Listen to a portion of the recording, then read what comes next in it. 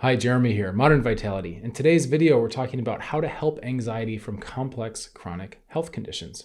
Now, all the types of people that I tend to work with have these mystery illnesses, these inflammatory conditions, right? They're head scratchers. They're complex, rightfully so. I've chosen to dedicate my brain and my bandwidth to these very complex, intricate health problems because most people I've met, they've seen doctor after doctor, they've seen a lot of alternative people, functional practitioners, all this stuff. They're on Google looking everything up. They're on YouTube looking things up. You find videos like this, which hopefully this helps you, right? My goal here is to make things that are above and beyond what you find, right? I want you really to have a depth of understanding on these things. People wind up on like Facebook forums, just asking strangers for advice. What if you tried, please, anything? And you get 100 suggestions and you look at that and go, I don't know where to start here. And I don't know how serious any of these people are or how honest these are, or if this stuff works, is it going to work for me because it worked for them, but we're different. There's a lot of that. And the last thing you need when you have a complex chronic health condition is to be overwhelmed by a multitude of information. What we tend to think, here's what most people think. I need to get more information about my health condition. Okay, this is understandable because your doctor or whoever you've seen, they've taken you to a certain point, which is good. They've helped somewhat, right? And that's great. But at some point, most people are kind of left going, all right, well, that's as far as I got there. I need to get more information. I need to learn now how to heal myself. This is what it's going to come down to, right? However, what I would say is that while we think we need more information, what we really need is not more information, because you can go online and you can search and get 1 billion results back about your health condition, right? But do you have time to go through that and sort that out? If you have brain fog, fatigue, low energy, right? Trouble focusing, trouble concentrating, how are you meant to become your own doctor, right? How are you supposed to do all that stuff? Go through the 1 billion results on Google and learn all this stuff, supplements and biochemistry and all that stuff. Come on, there's got to be a better way, right? So instead of more information, just like 10,000 things or 1 billion things or whatever, I would offer the suggestion that what people really need is the right information that's organized in a way that they can digest it and absorb it and then start to implement things. We need to have practical information so you can have practical next steps. And that's what this channel aims to do. This is my whole world. This is what we do here, right? Even within, we've got a private group where we're talking about these things. I've got other videos that are in our vault, right? It's kind of locked away. There's a lot of stuff that you have to understand, right? But you can still make it minimal and straightforward and have it make sense. So today we're talking about anxiety, right? And where does anxiety come from? We're going to explore this. We're going to look at anxiety, not just from the obvious places, but we're going to take a counterintuitive and, as always, an expanded view of our body systems and start to understand the forces of nature at work within us, even if you have a complex chronic health condition, so that you can understand that anxiety is common. A lot of people have it. A lot of people with complex chronic health conditions have it. It's very high on the list. When people come in and I see their applications and I say, what's going on? What are your main symptoms? And it's like brain fog, fatigue, and anxiety comes up a lot. Very common. And I'm going to tell you right now that there's a lot to understand with that, but I'm going to make it as simple as possible so that you can start to feel better. All right, let's get started.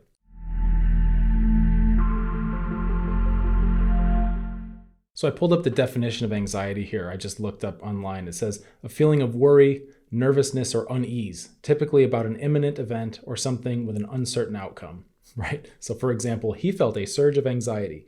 And then there's another one, more of the medical definition from psychiatry, a nervous disorder characterized by a state of excessive uneasiness and apprehension, typically with compulsive behavior or panic attacks. Okay, so we can see already here that there's a spectrum with anxiety. Some of it's just a general human tendency, a general human trait to have a little bit of uneasiness about uncertainty, right? I'm going to offer the suggestion that that end of the spectrum maybe is actually normal, right? Some anxiety might actually be healthy. It might have a survival advantage for us to feel that way. And I'll speak more about this in just a moment. On the other end of the spectrum is something that completely disrupts your life, okay? And completely takes hold of you and now has basically acted along with other symptoms you may have, like brain fog or fatigue or weird pains or whatever it is, right? Bowel issues, these things can come and kind of hijack life. And that's where it gets to be a real problem, because now it's not serving you, right? This mode that we have in our brain, right, that creates this anxious feeling at a low level, it's healthy. Maybe, right? I'm going to offer you my opinion. Again, I'm not your doctor, right? This is like for responsible adults looking to learn more. So I'm not diagnosing anybody here, and I'm sure not giving you medical advice on YouTube, right? But what I will do is I'll offer you my perspective. Some anxiety, I think, is healthy, okay? We are born as humans traditionally into a world of uncertainty. That's just the way it is. Those are the cards we get dealt. That's the game we're playing. That's the table we're sitting at. It's an uncertain world. The illusion of certainty is dangerous, right? Because people crave it. People crave certainty a lot. It soothes us. As I'm sitting here recording this video, right, I don't have to worry about my French doors exploding and glass just flying into my face, right? I'm not sitting here wearing a helmet, okay, for example, because it's just not on my radar. We want to live in a place where we have stability and certainty about our near future. And there are some things that are just so out of the realm of imagination. Like, why would my doors explode here? That's crazy, right? I don't think about a meteor falling through this ceiling and just smashing me, right? Again, I'm not wearing my helmet for this video. There are so many things. These are just the first couple I could think of off the top of my head. But if you start down this, you could go, oh, what could go wrong? So many things could go wrong, right? There could be anything could happen, okay? But for the most part, our brain doesn't tend to be that vigilant about stuff that's a very, very, very, very low likelihood. We just don't use the brain power on it.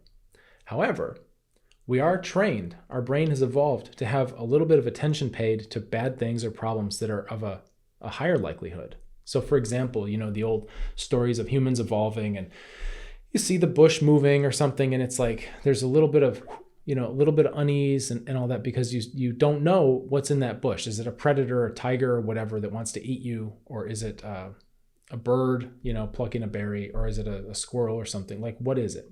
So there's a little bit of kind of built-in response where we have a little bit of a freeze, right? A little bit of a flinch. And that is a function of anxiety. It's a response to uncertainty. It's a slight unease. When we get new information and we're not sure how to handle it, right? We have this mechanism. So I'm going to tell you, in that context, I believe anxiety is our friend. A little bit of anxiety. Okay. I know this is counterintuitive. Anxiety is a problem. I don't like it. It's uncomfortable. It doesn't feel good. Sure. At the low level though, even though it doesn't feel good, it's still helpful for us. Keeps us alive. Just like exercise. It doesn't feel good, right? It's a horrible feeling. You're running until it's like, oh, I don't feel good. I want to throw up. I can't catch my breath. Or you're lifting weights or whatever, and you just feel that fatigue. It sucks. It's a horrible feeling, right? But it helps us get stronger. So, exercise with complex chronic health conditions it's beyond the scope of this video, right? Needless to say, don't go run a marathon if you have an inflammatory condition, because you're usually going to pay for that, right? Don't push through exercise. So I'm going to just caveat that, right? I have other videos about that. So just look at it, first of all, as anxiety is there, default, pre-programmed, right? It just comes factory installed in our brain, and it's supposed to be at a low amplitude, and it's supposed to protect us. Okay, so right away, we're going to stop alienating this feeling like it's some horrible thing your brain's doing because it's broken. It's actually doing something that it's trained to do, that it knows how to do, that's good. It's just doing too much of it. All right, too much of it. Now, at the far end, when you're having panic attacks and things like that, it's doing way too much of it. And this can be really, really frustrating. Really frustrating. When we go through this process and you start to feel panic attacks, and you can feel a disconnection between your rational mind and your autonomic system happening, where your body and parts of your brain are getting revved up and freaking out. And there's another part of you watching and observing that and going, this is ridiculous. Why do I feel this way? There's nothing wrong. There's no tiger in the bush. There's not even a bush moving. Nothing's happening, right? Why do I feel this way? This hypervigilance, okay? So what I'm going to offer you are perspectives only. But what I will tell you is that it's a fun and curious perspective to take, and I find it a lot more empowering if we start to think about symptoms and unpleasant things as being signs from our body, even though they don't feel good, right? But it's our body communicating to us, to our brain. And when we see the bush move and we get a little jumpy because there might be a tiger in there, okay, that's the same mechanism you're feeling when you have a complex chronic inflammatory condition. So oftentimes, in a desire to be helpful, medical professionals, patients, like everybody kind of thinks in this one-for-one type of thinking where they try to counter things. So if you have anxiety, they say, okay, no problem. It looks like your anxiety levels are coming up. Here's a sedative to push it back down. Okay, we'll just flatline that, try to keep you balanced, right? Meantime, now you're medically dependent on sedatives. Right? Long-term, there's no path to independence, medical independence. That's a big deal, right? The people I work with, we've got a culture. In our group, we have a culture of medical independence. Is that radical? Does that mean zero meds ever? No, right? But it means on a longer timeline, you're doing things that have the likelihood of making your body more resilient and stronger, which means that you can outgrow those things, whether it's herbs, supplements, pharmaceuticals, whatever it is. And of course, you got to work with your prescribing physician on all that. We work towards medical independence. Do people get there? It looks different for different people, right? Some people still like to have herbs in their life, or they like to take certain supplements or whatever. You have things as needed, right? It's not black and white, but the intention, the way we look at our interventions is always aligned towards, is this intervention long-term going to make me more dependent on it? Think about it.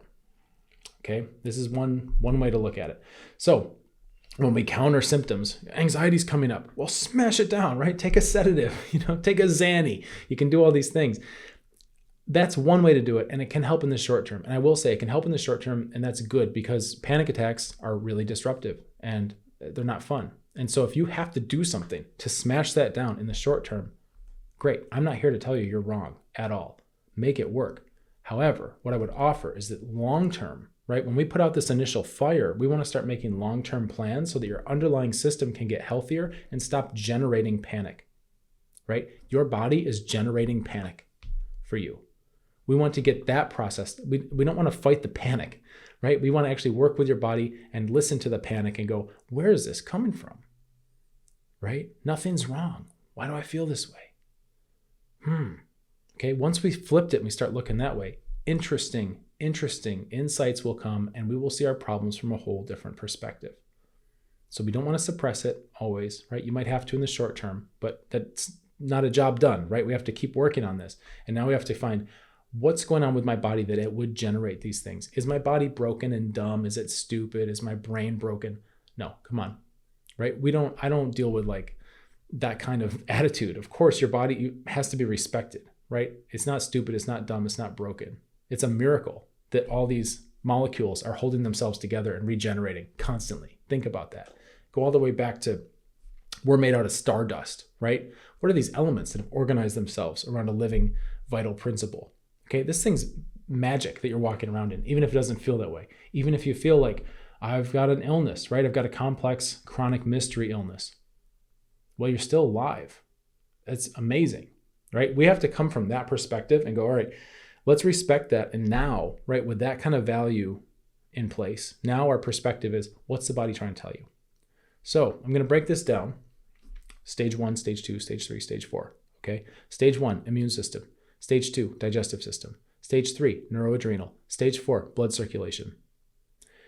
This is how we process complex chronic inflammatory conditions. This is the order. This comes from Eastern medicine, where I have a very strong background, and we're finding the more and more studies and research and Western medicine and bioscience I look at, the more and more that approach is validated. Now, why is there an order? Okay, it comes back to overwhelm, right? So if you take all the things, if you take a whole systems view of your body and you go, wow, I've got work to do everywhere. My immune system, my digestive system, right? There's symptoms all over the place. My libido's shot. There's problems with my hormones. Like here comes the list. Overwhelm again, okay? You need to be able to stack this stuff up and organize it.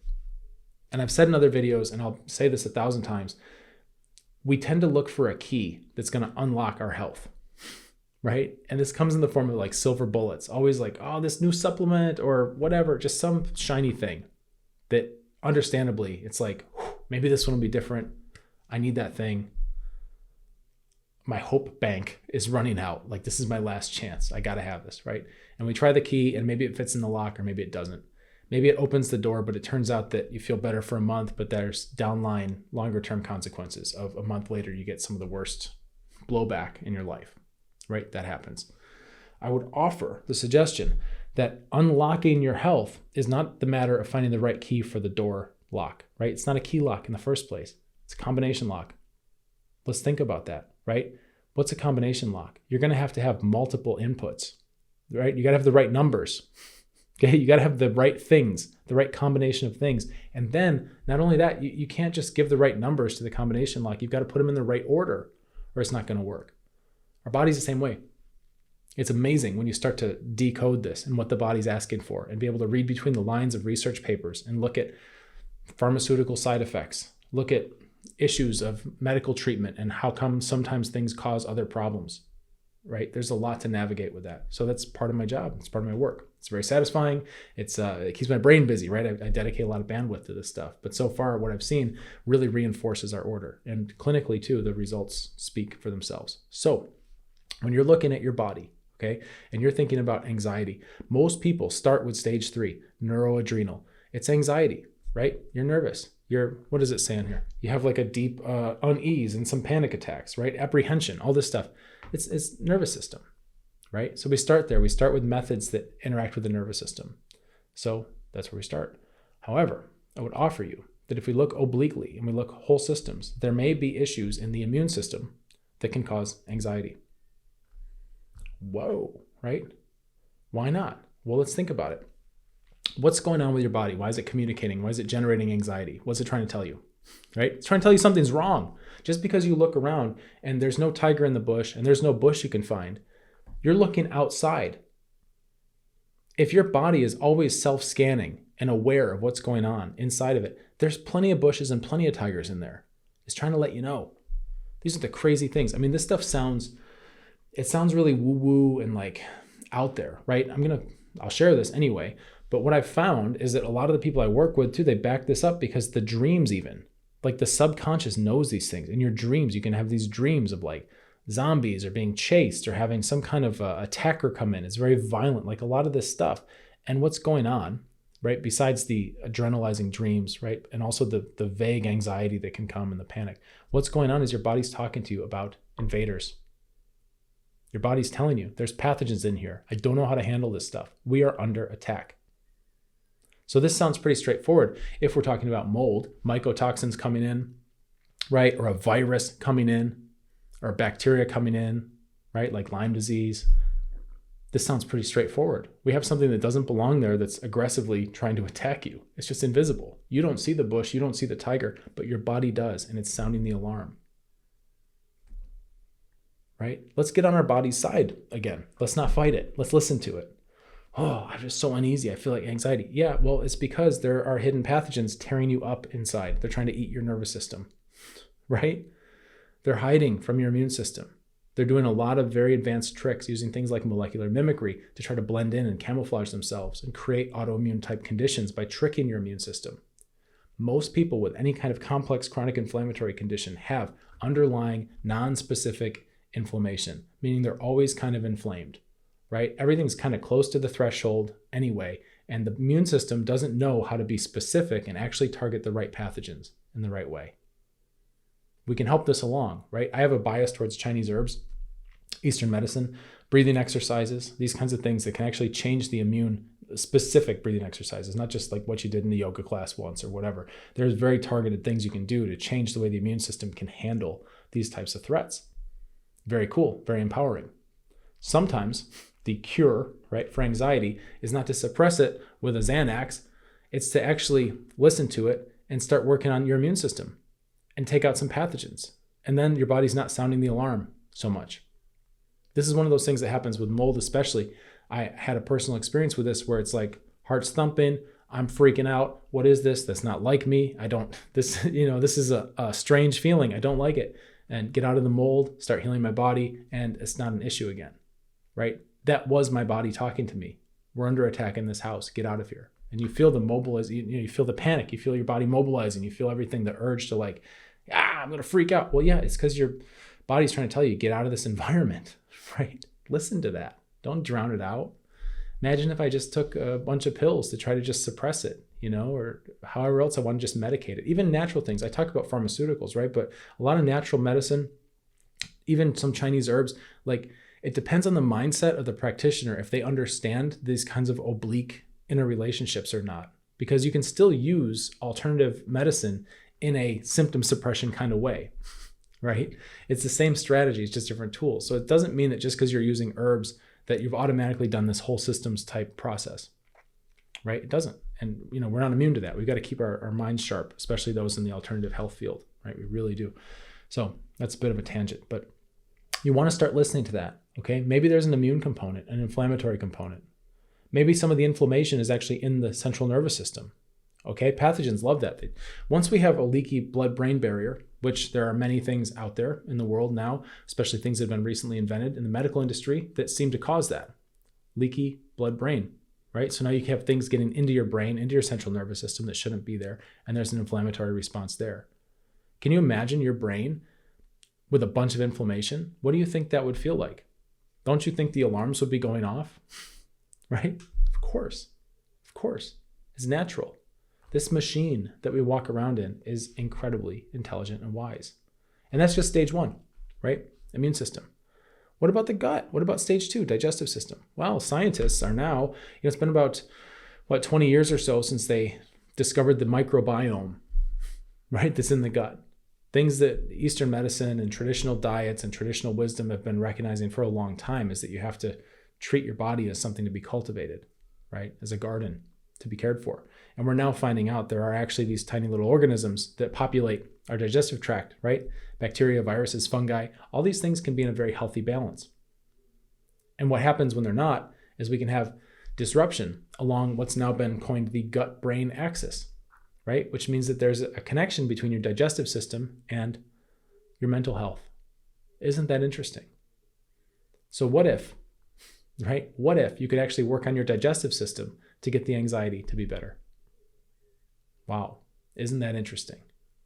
Of course, with stage 3, neuroadrenal, that one's pretty direct, pretty straightforward. Speaks for itself. Stage 4, blood circulation. Same idea. Check this out. Your immune system and your circulatory system have a balance, okay? And they're doing like a balancing act to keep you alive as best they can. And when we have pathogens come in and they start to root down and get in there, right? They become hidden pathogens. And this can happen with viruses, mold, bacteria, like all this stuff, Candida, of course, right? There's so many of these things that can come in. And most of these chronic conditions, like anything with a mystery around it, right? Where they haven't identified a particular pathogen, I'm willing to bet that those symptom clusters are coming from a pathogen nobody's looking for or nobody's found yet. Okay, that's just I'm going to throw my hat in the ring on that one. Okay, pretty much everything complex and chronic has a hidden pathogen component. So once those pathogens are in there, there's a balance between your immune system and your circulatory system. Your immune system, right, wants to isolate these pathogens. The first thing it would want to do is kill them and get them out, but a lot of times it can't figure it out because they're tricky. That's what they're designed to do, is to try to evade your immune system. It's not always a slam dunk. So they're fighting them, and then the next best thing is to contain them, keep them in one place. Now, on the other side, your circulatory system is saying, hey, we need to pump blood everywhere, right? Because we got to keep this ship alive. This vessel that we're in needs to have blood and all the cells need fuel, right? The balance is the immune system says, hey, you can't pump the blood like a lot because I'm trying to contain this mess right here. We've got some thing in the throat, neck, wherever it is, right? Some pathogens. We're doing like a police chase. We've got the whole block sectioned off. Please don't pump all the blood, because what happens? Now you're pumping all the blood. More circulation means more pathogens going everywhere throughout the body. They can get deeper in the body. They can go to vital organs in the body, like the heart or the brain. So there's a balance. Everybody has this mechanism built in, where when we are attacked, right, we tend to have mechanisms to make us feel tired.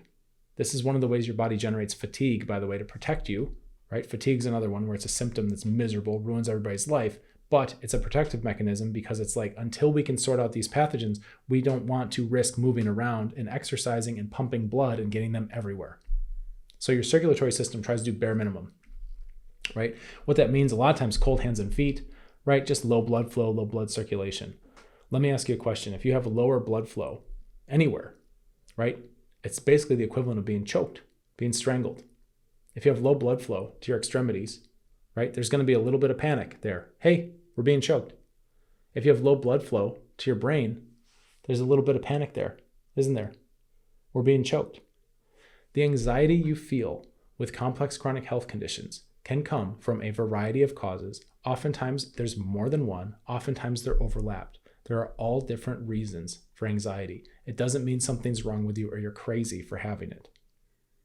One of the problems with anxiety is that you get the anxiety and then you don't understand it. And then the fact that there's something you don't understand happening that's unpleasant causes more anxiety. Okay? That's a horrible loop.